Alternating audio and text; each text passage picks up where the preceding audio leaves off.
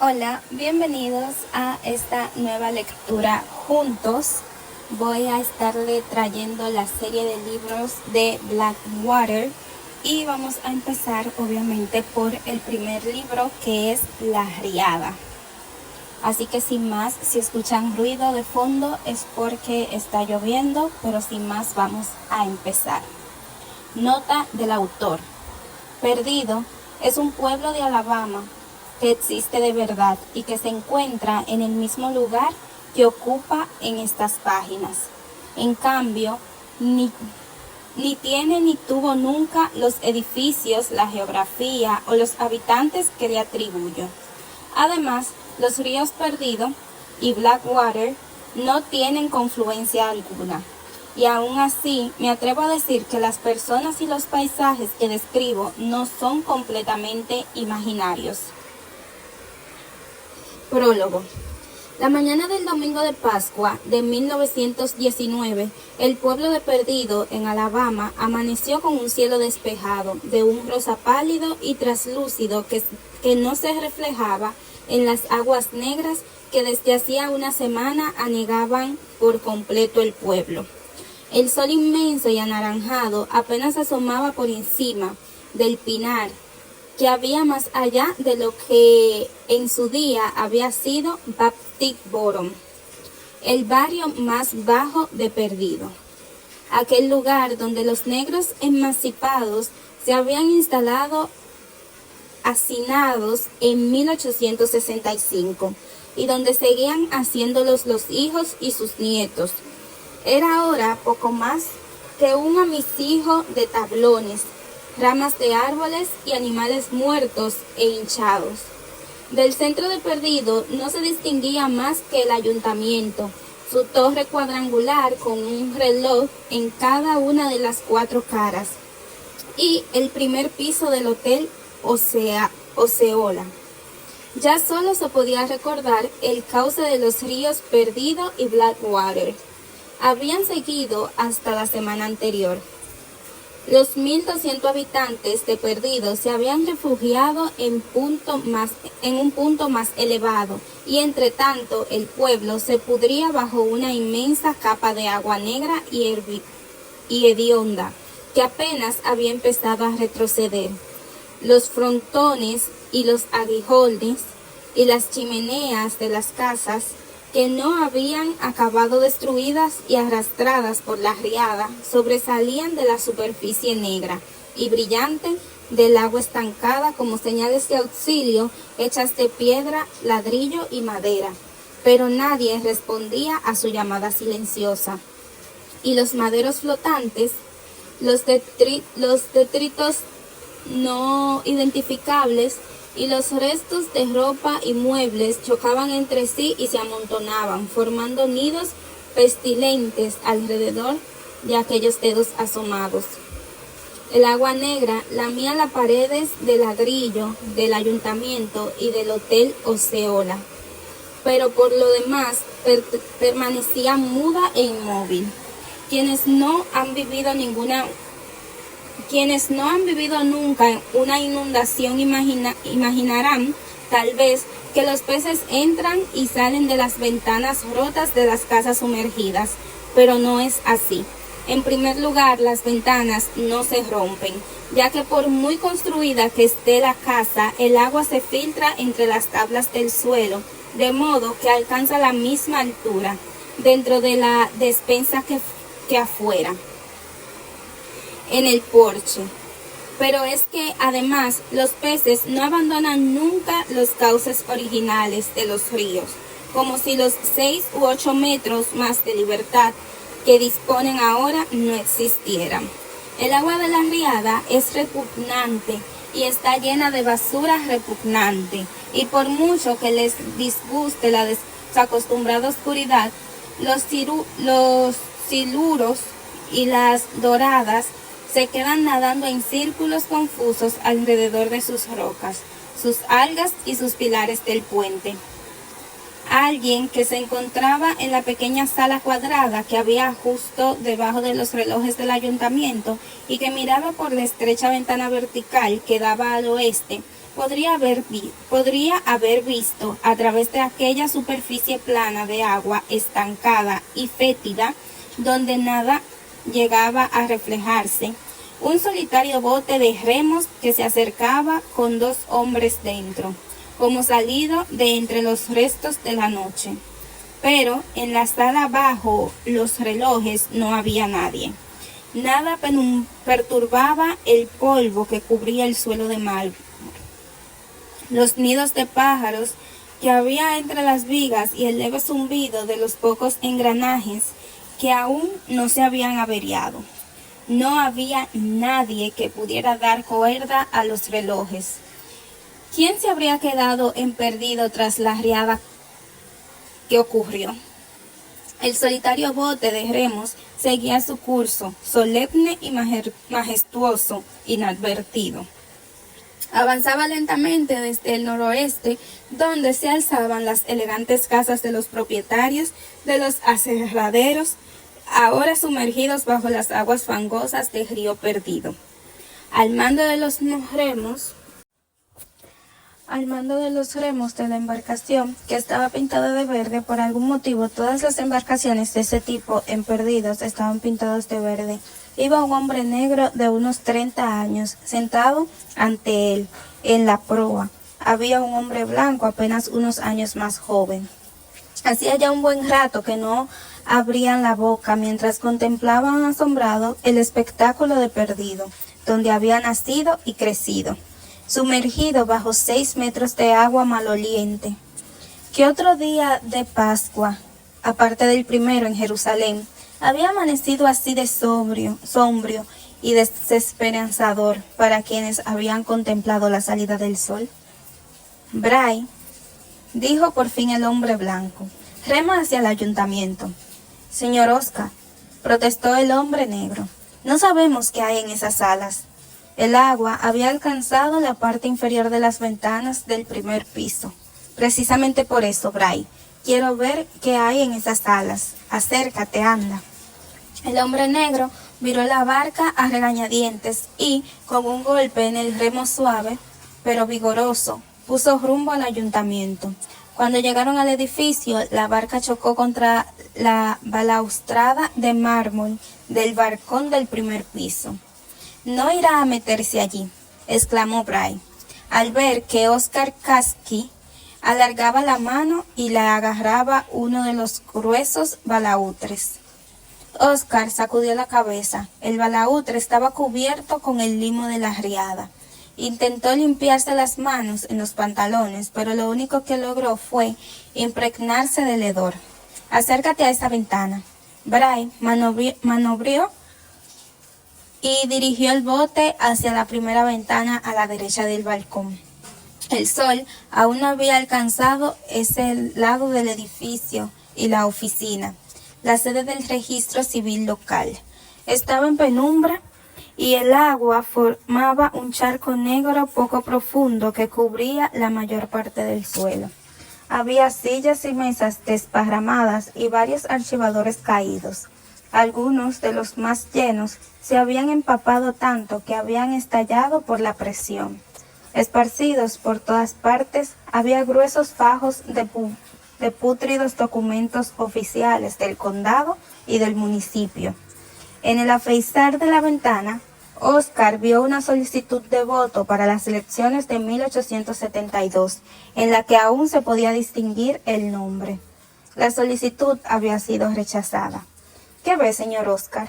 Poca cosa, veo daños, y bastantes. Problemas cuando el agua vuelva a bajar. Todo el pueblo va a tener problemas cuando baje el agua. No miremos más por las ventanas, señor Oscar. ¿Quién sabe qué podemos ver? ¿Qué crees tú que vamos a ver? Oscar se volvió hacia él. Bray trabajaba para los Kasky desde que tenía 8 años. Inicialmente los había empleado como compañero de juegos de Oscar, que entonces solo tenía 4 años. Luego se había convertido en el chico de los recados y más tarde en el jardinero principal. Su esposa en unión libre, Ivy Sapp, era la cocinera de los Kasky. Bray Sugar White siguió remando, guiado guiando la pequeña embarcación verde por el centro de la calle de Palafox. Oscar Casket miraba de derecha a izquierda, tratando de recordar si la barbería tenía un frutón triangular con una esfera de madera tallada encima, o si ese adorno pertenecía a la tienda de ropa de Bertha Hamilton. El hotel Osceola se alzaba a mano derecha, 50 metros más adelante. El letrero se había descolgado en algún momento del viernes y probablemente a esas alturas estuviera ya golpeando el casco de un bote camaronero en medio del Golfo de México a 5 millas de la costa. No vamos a mirar en ninguna otra ventana, ¿verdad, señor?, preguntó Bray con aprehensión cuando se acercaron al hotel. Desde la proa, Oscar iba inspeccionando los laterales del edificio. Bray, me ha parecido ver algo que se movía en una de esas ventanas. Sería el sol, respondió Bray de inmediato. Un reflejo sobre la ventana sucia. No era un reflejo, respondió Oscar Kasky. Haz lo que te digo y rema hasta la ventana de la esquina. No pienso hacerlo. Lo vas a hacer, Bray, dijo Oscar Kasky, sin siquiera darse la vuelta. O sea, que ni te molestes en decirme que no. Anda, acércate a la ventana de la esquina. No pienso mirar más por las ventanas, protestó Bray sin bajar del todo el tono de voz. Seguramente esté lleno de ratas, añadió entonces en voz alta mientras cambiaba de rumbo y se dirigía hacia la primera planta del hotel.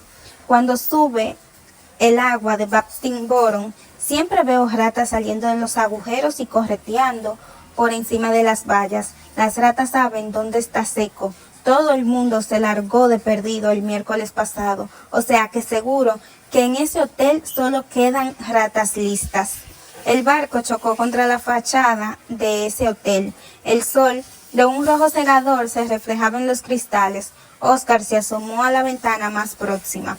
Todos los muebles de la pequeña habitación del hotel, la cama, la cómoda, el armario, el lavamanos y el perchero, estaban amontonados en cualquier manera en medio del cuarto, como si un torbellino los hubiera derribado y reunido en el primer piso. Todo estaba cubierto de limo. La alfombra negra, tiesa y fangosa estaba arrugada contra la puerta. En la penumbra, Oscar no logró distinguir la marca más alta del agua sobre el papel pintado oscuro. La alfombra se movió y Oscar vio 2 ratas enormes que salían corriendo de un pliegue y se escondían bajo la montaña de muebles del centro de la habitación. Oscar apartó la mirada de la ventana. «¿Ratas?», preguntó Bray. «Ea, lo que yo he dicho, señor Oscar. En este hotel no hay más que ratas. No hace falta mirar por ninguna ventana más». Oscar Kasky no le respondió, pero se levantó y agarrándose a la escultura del andrajoso toldo de la ventana contigua, tiró del bote hacia la esquina del hotel. «Bray», dijo Oscar Kasky, «esa es la ventana donde he visto que se movía algo. Ha pasado por delante de esta ventana y no era ninguna rata, porque las ratas no miden 1,5 metros de altura. Las ratas se han hinchado a comer con la riada», dijo Bray, aunque no quedó claro qué era lo que pretendía insinuar. Aún dentro del bote, Oscar se inclinó hacia adelante, se agarró con ambas manos al marco de hormigón de la ventana y echó un vistazo a través de los cristales sucios. La habitación esquinera parecía haber salido indemne de las crecidas del agua. La cama, delicadamente hecha, estaba donde debía, junto a la larga pared del pasillo y encima de una alfombra muy bien colocada. El armario, la cómoda y el lavamanos también estaban en su sitio y no había nada que hubiera caído al suelo ni se hubiera roto. Y sin embargo, el sol que entraba por la ventana orientada al este iluminaba un trozo de la alfombra y Oscar se fijó en que estaba empapada, por lo que tuvo que concluir que el agua había llegado a filtrarse entre las tablas del suelo. Pero no entendía cómo era posible que los muebles de la habitación hubieran permanecido en su sitio mientras en la habitación contigua todo había quedado destrozado, revuelto y para mayor humillación cubierto de barro negro. No sé qué pensar, Bray. Pues no piense nada, respondió Bray. Además, no sé de qué estamos hablando, señor Oscar. No hay nada fuera de sitio en esa habitación. El suelo está mojado, pero esto es todo. Oscar se había dado la vuelta para decir esas últimas palabras a Bray, que negó con la cabeza, haciendo evidente una vez más su deseo de marcharse bien lejos de aquel edificio medio sumergido. Temía que Oscar quisiera rodear el hotel y mirar por cada una de las ventanas. Este volvió a darse la vuelta y se impulsó contra el alféizar para dejar la embarcación. Entonces se asomó a la ventana y acto seguido se dejó caer dentro del bote ahogando un grito de alarma. Apenas 5 segundos antes, aquella habitación estaba sin duda vacía y sin embargo ahora acababa de ver a una mujer. Estaba tranquilamente sentada en el borde de la cama, de espaldas a la ventana. Sin esperar siquiera una explicación ante el evidente susto de Oscar, sin desear ninguna de hecho, Bray empezó a remar de inmediato para alejarse del hotel. «¡Vuelve, Bray, vuelve!», le gritó Oscar cuando hubo recuperado el aliento. «No, señor, no pienso volver. Bray, te lo advierto». Bray dio media vuelta a regañadientes. Oscar estaba tratando de alcanzar el marco de la ventana cuando ésta se abrió de golpe. Bray se puso tenso con el remo aún hincado en el agua. La barca chocó contra la pared de ladrillo y los dos hombres se tambalearon por el impacto. «Llevo tanto tiempo esperando», dijo la joven de pie ante la ventana abierta. Era alta y delgada, de tez pálida y porte erguido, atractiva. Tenía el pelo de un rojo embarrado, abundante y recogido en un moño. Llevaba falda negra y blusa blanca, y un broche rectangular de oro y azabache en el cuello. «¿Quién es usted?», preguntó Oscar, atónito. «Eleanor Dammert». «No, quiero decir, ¿qué hace aquí?», dijo Oscar. «¿En el hotel?». «Sí. Me sorprendió la inundación, no pude salir». «Todo el mundo salió del hotel», dijo Bray. «¿Salieron o lo sacaron el miércoles pasado?». «Pues de mí se olvidaron», dijo Eleanor. «Estaba durmiendo y olvidaron que estaba aquí. No los oí llamar». «La campana del ayuntamiento repicó durante 2 horas», insistió Bray de malos modos. «Pero, ¿está usted bien?», se interesó Oscar. «¿Cuánto tiempo lleva ahí dentro?». «Como él ha dicho, desde el miércoles, 4 días. He pasado la mayor parte del tiempo durmiendo. No hay mucho más que hacer en mitad de una riada». «¿Tienen algo en el bote para comer?», preguntó Oscar. «No tenemos nada», respondió Bray en un tono cortante. «No hemos traído nada», dijo Oscar. «Lo siento, deberíamos haber traído algo».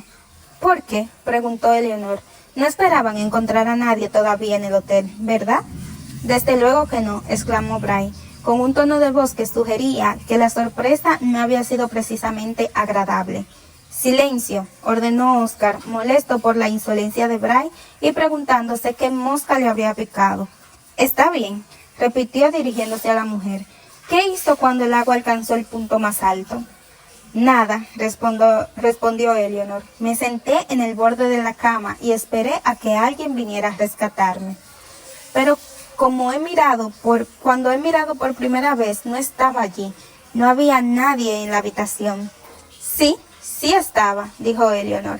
«No me habrá visto bien. Debía de haber un reflejo en el cristal. Estaba sentada ahí al principio. No los he oído». Hubo un momento de silencio. Bray estudió a Eleanor Dammert con profunda desconfianza. Oscar la dio la cabeza mientras trataba de tomar una decisión. «¿Hay sitio para mí en el bote?», preguntó Eleanor al fin. «Sí, cómo no», exclamó Oscar. «La llevaremos con nosotros. Debe de estar hambrienta». «Da la vuelta», le indicó Eleanor a Bray. «Coloca el bote justo debajo de la ventana para que pueda salir». Bray hizo lo que le pedía, agarrándose al toldo con una mano. Oscar se levantó y le ofreció la otra a Eleanor. Esta se remangó la falda y tras salir con un gesto elegante por la ventana del hotel, se metió en la barca.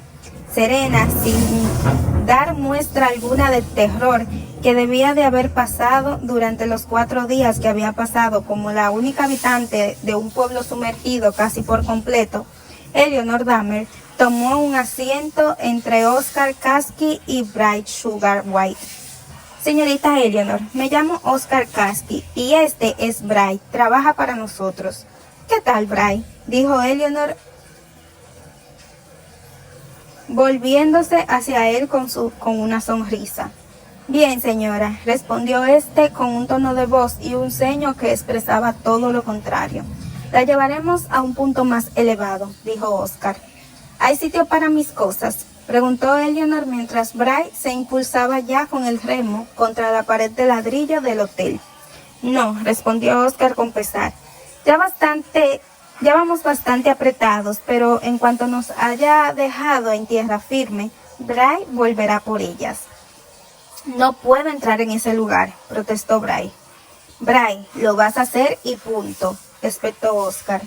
¿Tú te das cuenta de lo que ha pasado la señora Eleanor durante estos 4 años, mientras tú y yo y mamá y sister estábamos secos y a salvo, desayunando, comiendo y hasta cenando, y quejándonos porque teníamos 2 barajas en vez de 4? ¿Te das cuenta de lo que debió de pensar la señorita Eleanor sola en ese hotel mientras el agua subía? Brian, dijo Eleanor Dahmer, solo tengo 2 maletas pequeñas y las he dejado justo a la ventana en el suelo. No tienes más que meter la mano.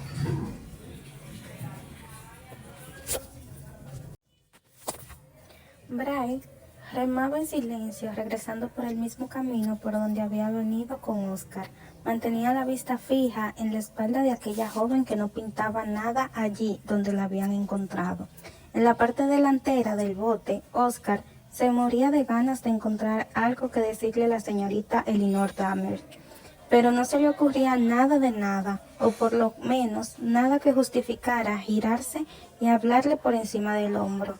Por fortuna, mientras se devanaba los sesos y justo cuando acababa de dejar atrás el ayuntamiento, el cadáver de un mapache enorme emergió de pronto a la superficie, negra y aceitosa del agua, y Oscar le contó que al tratar de huir a nado de la crecida de agua, los cerdos de las granjas se habían degollado a sí mismos con las patas delanteras.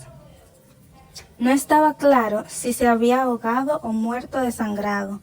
La señorita Eleanor sonrió y asintió, pero no respondió. Oscar no dijo nada más y volvió a girarse hasta que Bright pasó remando por delante de la mansión familiar. Ahí es donde vivo, dijo Oscar, señalando el primer piso de la residencia de los Kasky, ahora sumergida. La señorita Eleanor asintió y sonrió, y dijo que parecía una casa muy grande y muy bonita, y que le gustaría poder verla en algún momento, cuando no estuviera bajo agua. Oscar, muy efusivo, se mostró a favor de ese deseo. Brian, en cambio, no. Al cabo de unos minutos, Brian empujó la barca entre 2 grandes raíces expuestas de un enorme roble siempre vivo, que marcaba el límite del noroeste del pueblo. Oscar bajó de la barca haciendo equilibrios sobre una de las raíces y ayudó a Eleanor a llegar a tierra firme. Esta se volvió hacia Gray. Gracias, le dijo. Te agradezco mucho que vuelvas a por mis cosas. Esas 2 maletas contienen todo cuanto poseo, Brian. Tengo que recuperarlas o me habré quedado sin nada. Las he dejado justo al lado de la ventana. Solo tienes que meter la mano. La mujer y Oscar partieron hacia la iglesia de la Gracia de Sion, situada en el patrimonio a 1 kilómetro, situada en un promontorio a 1,5 kilómetros de distancia, donde se habían refugiado las principales familias de Perdido. Un cuarto de hora más tarde, Brian volvió a maniobrar con el bote hasta colocarlo paralelo a la fachada del hotel.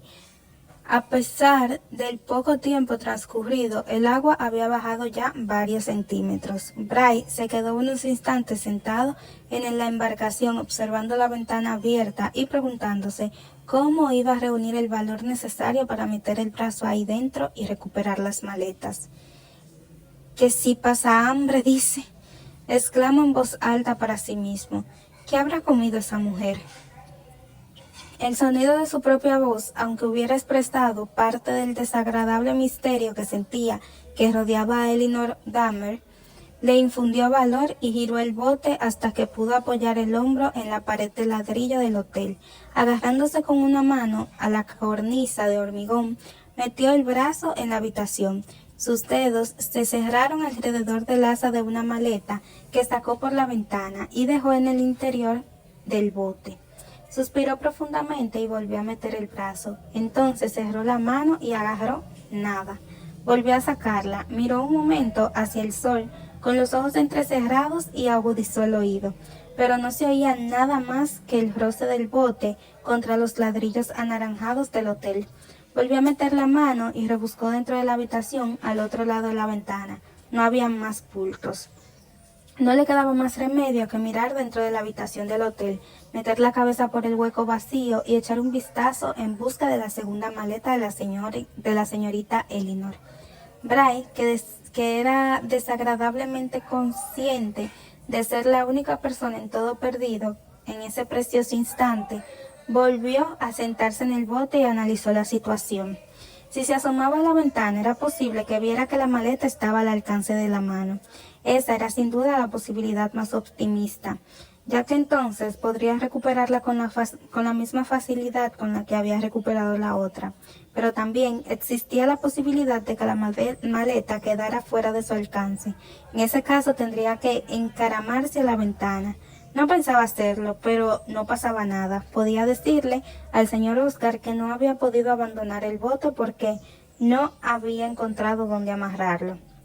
Bray se puso de pie y estabilizó el bote agarrándose al toldo.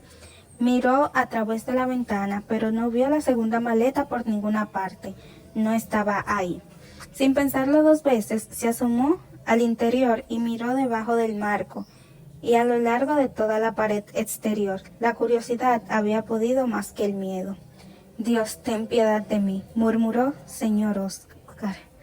Se dijo a sí mismo, ensayando el discurso con el que obtendría el perdón tras regresar sin una de las maletas. Miré por todas partes y no estaba. Habría entrado, pero no había dónde amarrar el bote Pero sí había dónde. Una pequeña lengüeta de metal lacado que en el otro momento había servido para enrollar el cordón de la persiana veneciana. Bray maldijo sus propios ojos por haber reparado en aquel detalle.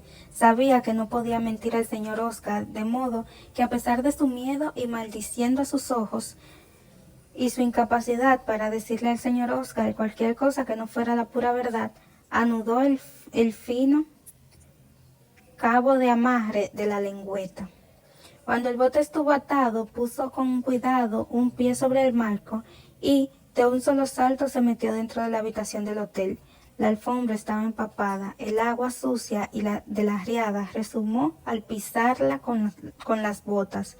El sol de la mañana entraba en la habitación por la ventana que daba al este. Bray se acercó a la cama donde el señor Oscar había visto sentada a la señorita Elinor y hundió el dedo vacilante en la colcha. También estaba empapada y cubierta de mugre. Apenas había hecho presión, y aún así el agua sucia formó un charquito alrededor de sus dedos.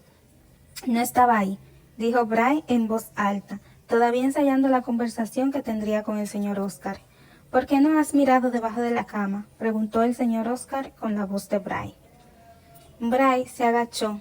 El agua negra y mugrienta goteaba por los bordes de la colcha debajo de la cama. Había un charco negro de agua apestosa. «Dios mío, ¿por qué ha dormido esta mujer? ¿Por dónde ha dormido?», exclamó Bray en un susurro. Se dio la vuelta rápidamente. La maleta no estaba. Se dirigió a una cómoda y la abrió. Ahí dentro no había nada, más allá de 3 centímetros de agua que cada uno de los cajones del lado izquierdo. En la habitación No había ni un armario ropero ni ningún otro lugar donde la maleta pudiera estar escondida. Incluso en el caso de que la señorita Eleanor hubiera querido impedir que la encontrara, por no mencionar que la señorita parecía muy interesada en el que fueran a recuperarla. Ay, señor Oscar, alguien ha ido al hotel y la ha robado. Ya se dirigía de nuevo hacia la ventana cuando el señor Oscar, con la voz de Bray, le preguntó: «Bueno, Bray, pero ¿por qué no has mirado en el pasillo?» «Pues», susurró Bray, «porque la habitación ya era de por sí lo bastante horrible». La puerta del pasillo estaba cerrada, pero tenía la llave puesta. Bray se acercó y accionó el pomo. No cedió, de modo que hizo girar la llave, sucia y negra, y abrió la puerta de un tirón. Echó un vistazo en el largo pasillo desnudo. Allí no había ninguna maleta, no vio nada. Se quedó un momento inmóvil, esperando a que la voz del señor Oscar le exigiera ir más lejos, pero no oyó ninguna voz. Bray respiró aliviado y cerró la puerta con cuidado. Volvió a la ventana y se metió con cuidado en el bote, mientras desataba lentamente el cabo, saboreando el hecho de haber salido bien parado de aquella desagradable aventura.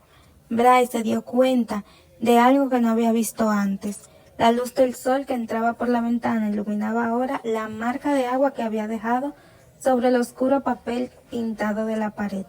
La marca que quedaba más de 1,5 metros por encima de la cabecera de aquella cama, que con tanto esmero había hecho Eleanor Dahmer. Pero si el agua había subido hasta ahí, ¿cómo había sobrevivido la mujer?